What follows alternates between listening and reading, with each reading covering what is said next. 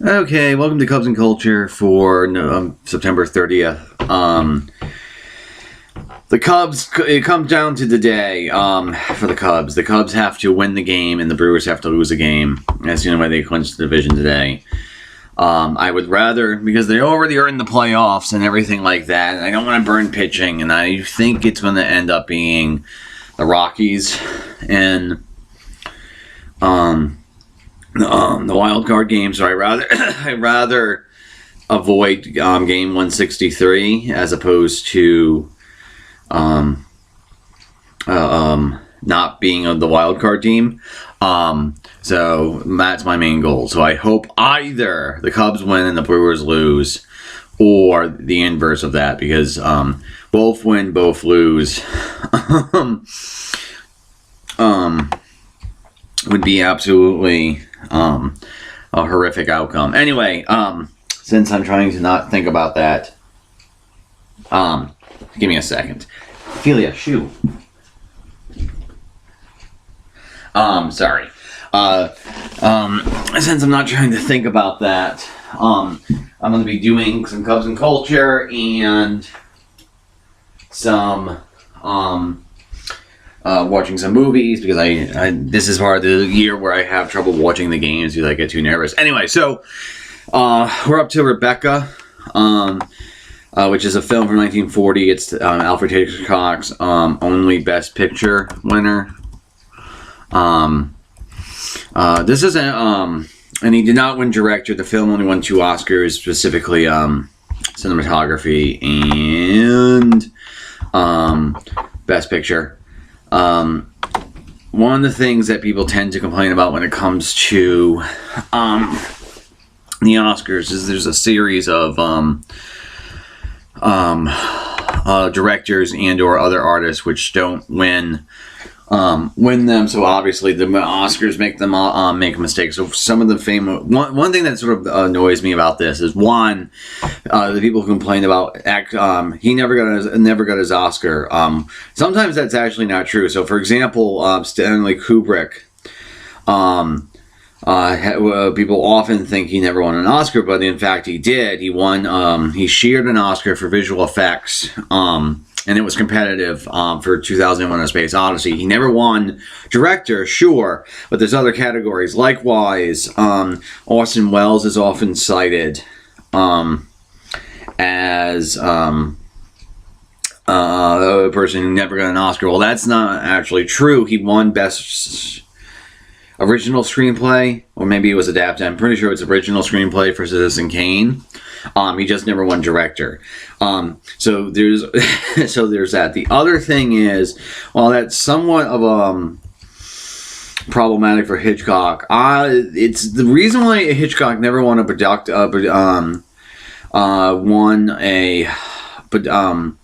Oscar for a film. Eventually he got the a memorial award, which is sort of the makeup Oscar.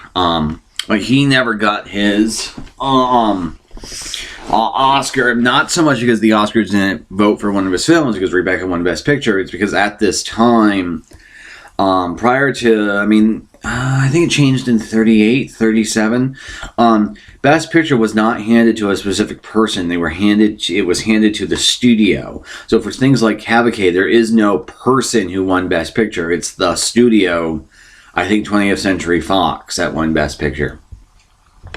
It was only later that specific producers were named, and the thing is, the studio system at this time would not give directors, even though they tended to do the most amount of work on the film,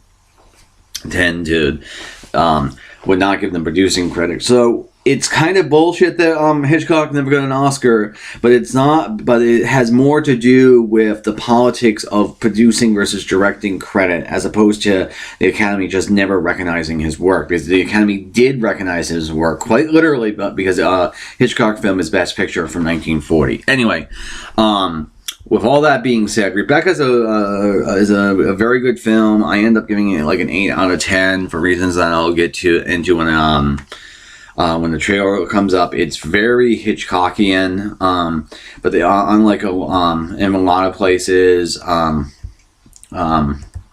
you know, psychological drama. You have fetishization of clothes. You have stuff about hair because he was obsessed with women's hair, etc. And it's everything like that. But one of the things that's interesting about this was his first American film, Hitchcock's first American film, and Selznick, who was the producer, he was also the producer of Going with the Wind, and obviously he was just coming off of a massive success. So Selznick had a lot of power over Rebecca, and Hitchcock didn't. And probably the thing they most famously fought over is Selznick wanted at the end, during the fire, for the smoke to balloon up and make it R for Rebecca, and Hitchcock thought that was a terrible fucking idea. So that's why the last shot in this movie is that close-up of a R on the pillow, because it was like the compromise. And so in some ways, because Rebecca is directed by Hitchcock, and Hitchcock has such a forceful personality, it still feels like a Hitchcock film, but there's enough David Selznick in him because of the power differential, because it being the first American film, that it feels incomplete. So this is really one of the few, it doesn't feel entirely like a Hitchcock film.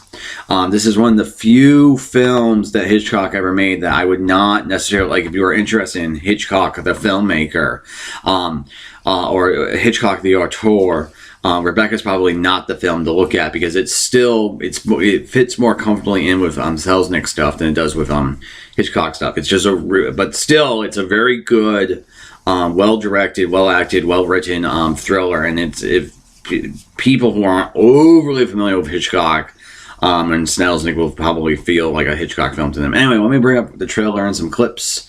I'll be right back. Okay, so Rebecca is a movie, it's a gothic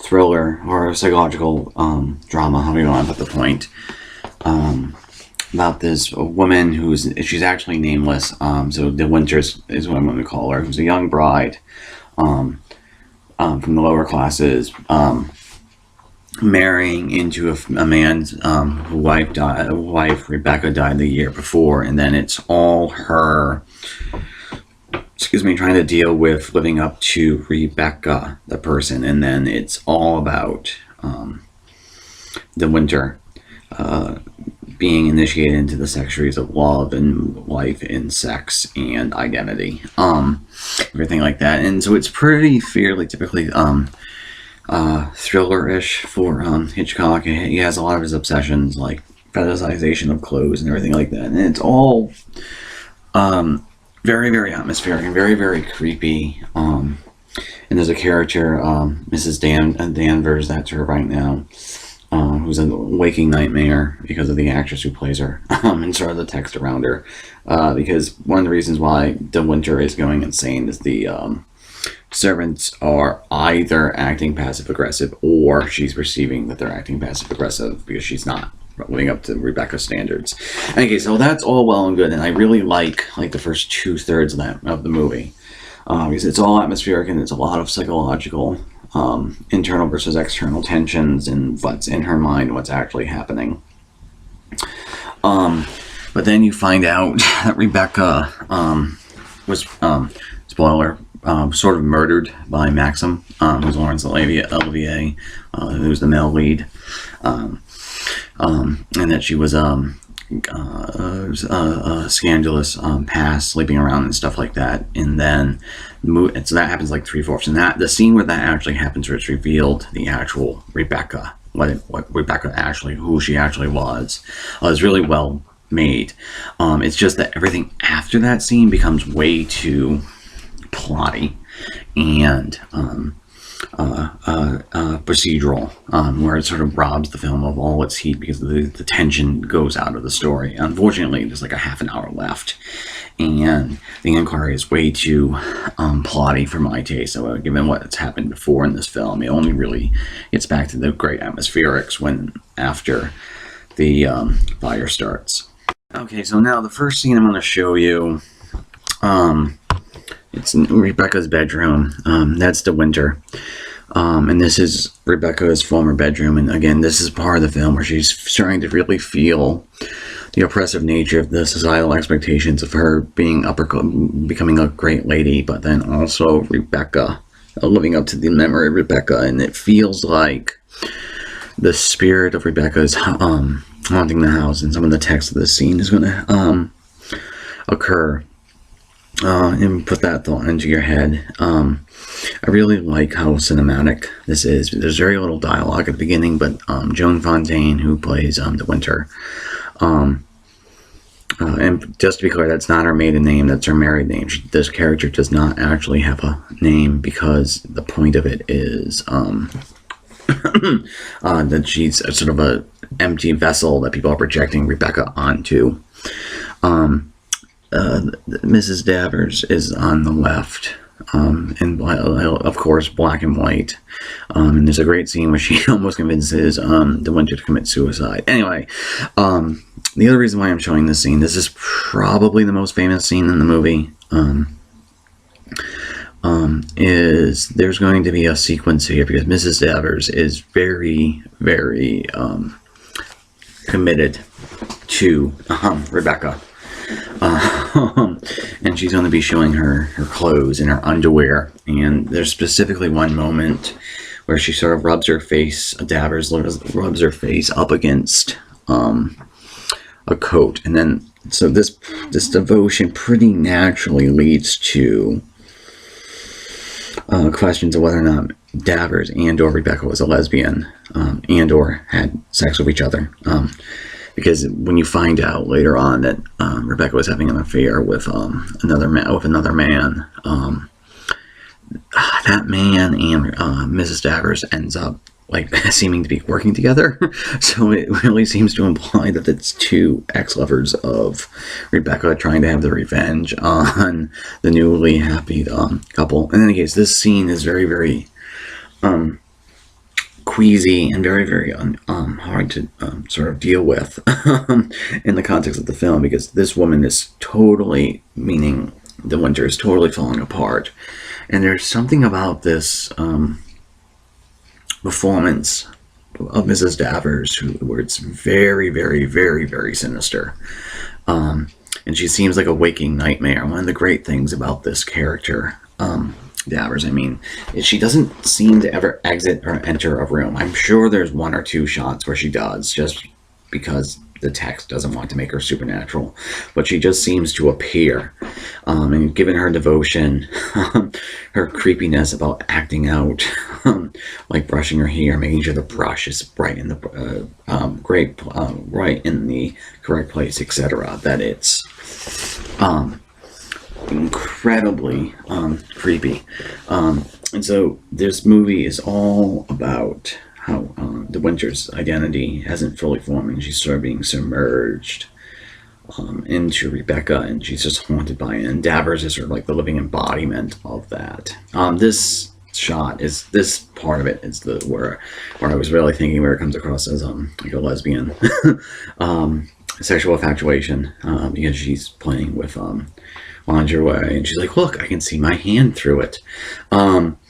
As far as I'm concerned, this is sort of the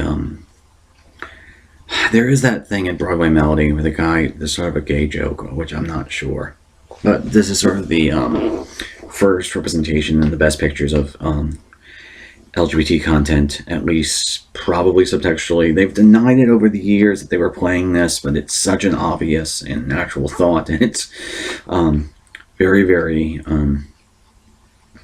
easy to get there. So I don't know. A lot of people interpret this as like a lesbian relationship between Rebecca and Davers. Okay. The other thing is, I really, really like just how like moody this is. It did win cinematography, and a lot of it because of the deep shadows and the bright, because you look at this, her face, the top of her face, De Winter is in shadow, where her bottom of her face is lit, whereas for Davers it's the opposite of that, and it's just a really moody, atmospheric shot. And I really, really wish, again, the scene in which Rebecca's death is revealed is really, really good. I'm not going to show it. I almost wish that was the climax of the movie. because all the stuff with the inquiry and them trying to get it out of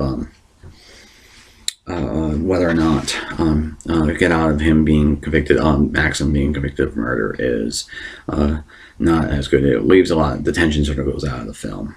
Okay, so the last scene I want to show you, just to reinforce sort of the identity issues at the heart of this film, and then also the atmospherics, is this is Mrs. De Winter. That's what the characters identify at the beginning of the speech. Recounting this dream about having to go back and not being able to go back to Mandalay, and it's either Rebecca, and she can't go back because she's dead, or it's De Winter, the younger, the second wife, the nameless one, because of them at the end. There's the fire because Dabbers lights it on fire because how dare they try to think they're never going to live up to. The Winter is never going to be Rebecca, so I'm going to make sure it gets destroyed. I think the easiest way of interpreting it is because the speech ends with the crazy days of my life started in the south of France. The thing is that when it cuts to that, it cuts to Maxim standing on a cliff face. And if you follow the text, it's clear that Rebecca was also at that location at one point. It's actually the location where she tells him basically, I want to sleep around. And there's not a damn thing you can do with, I'm not changing my life for you. Which again, it could be